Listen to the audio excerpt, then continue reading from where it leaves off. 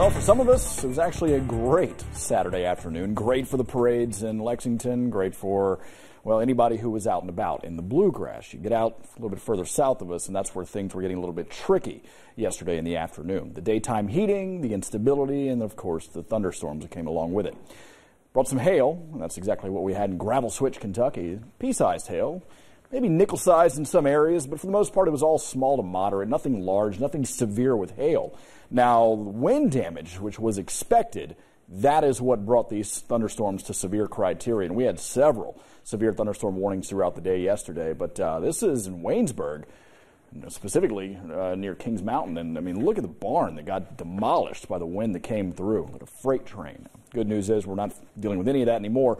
But let's do recap the last 18 hours. It's this one particular cell right here that started blossoming in the early afternoon. Look at the classic hook with this, a very, very powerful supercell that got going.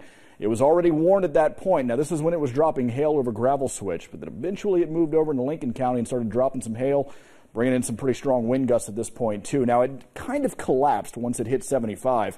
But it didn't stop it, because as it got into Perry County, it really brought in some more strength as it got another good push, dropped some more hail there, a lot of heavy rain, some lightning, and then eventually it started to disintegrate as it moved over the mountains of Virginia. Now, really, that was the strongest of everything. Not to say it was the only thing, because we had a lot of stuff going on the southern corridor as well, between the Cumberland and Hal Rogers Parkway. But either way, the strongest of which was that one particular cell that it was a pretty long track. It started in Marion County and went all the way towards Virginia before it eventually came to its demise.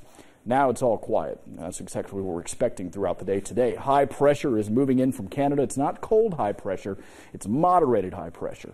So we're not really going to be cooler by all that much, but we're not going to be hitting the mid-60s. It's more like the upper 50s for this afternoon, which is still great under the sunshine. A lot of rain, shower, thunderstorm activity down in the south. And basically, that's our next weather maker right there. So once this high pressure gets out of here, the low will slide east, and as it does, warm front first, and as that lifts, brings in a few showers early in the morning tomorrow. The main show gets going in the afternoon as that low gets a little bit closer to us, and it's going to bring in some pretty stout thunderstorm activity, especially in Tennessee.